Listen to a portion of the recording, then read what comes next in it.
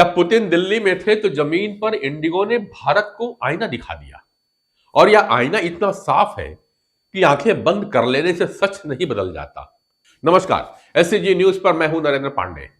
22वीं सदी की दहलीज पर खड़े भारत में जब विश्व राजनीति का ध्रुव बदल रहा है, जब रूस के राष्ट्रपति व्लादिमीर पुतिन भारत की धरती पर उतरते हैं तो सिर्फ विमान नहीं उतरते, बल्कि कूटनीति के संदेश, वैश्विक संकेत और भारत की बढ़ती हुई विश्व भूमिका भी उतर जाती है। लेकिन उसी दिन, ठीक उसी क्षण, इंडिगो की हड़ताल ने देश को दो करारे और कड़वे सबक दे डाले। पहला सबक, जो पुतिन की मौजूदगी का लिहाज ना कर सका वो किसका करेगा। देखिए, यह सिर्फ हड़ताल नहीं थी, यह एक संदेश था।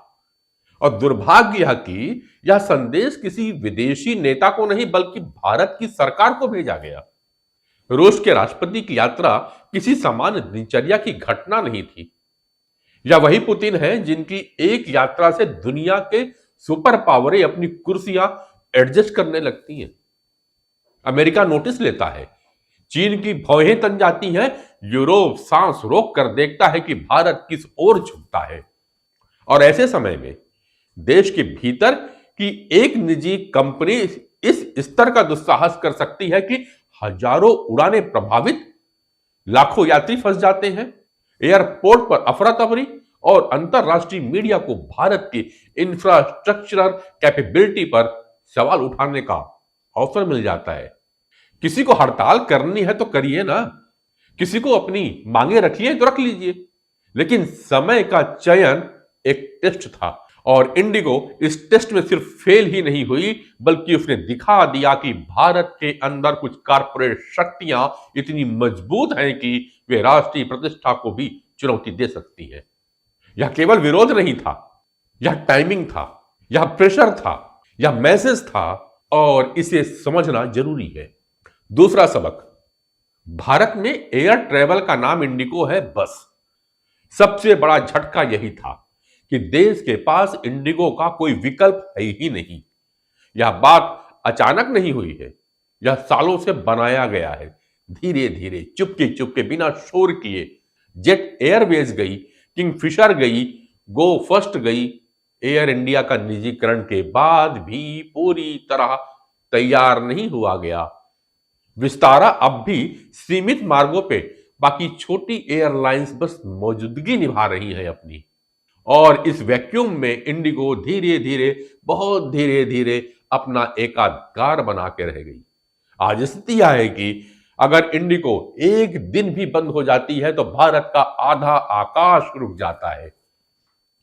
हड़ताल ने यह पूरी तरह नंगी सच्चाई एक झटके में उजागर करके रख दिया।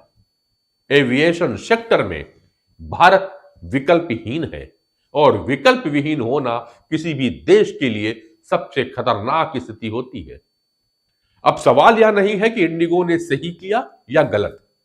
सवाल यह है कि अगर भारत एक निजी कंपनी के भरोसे इतना निर्भर हो सकता है, क्या सरकार को इंडिगो के समय चयन रणनीति पर पूछताछ नहीं करनी चाहिए?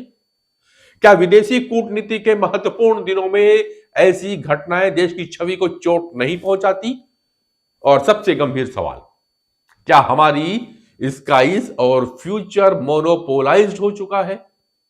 इंडिगो की हड़ताल ने सरकार नहीं, भारत को झकझोर दिया है, क्योंकि देश तभी महान बनता है जब उसकी सबसे बड़ी ताकतें कूटनीति, सुरक्षा, अर्थव्यवस्था और उद्योग एक दूसरे को सहयोग दें, ना कि चुनौती।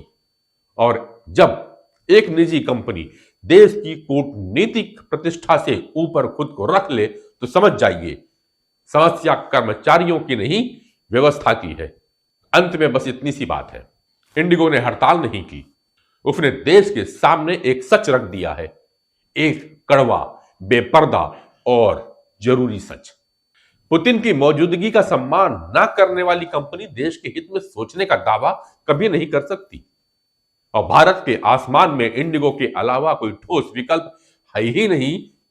यह मात्र एक सिस्टम फेल्योर है। ज्यादा कुछ नहीं कहूंगा, बस नमस्कार।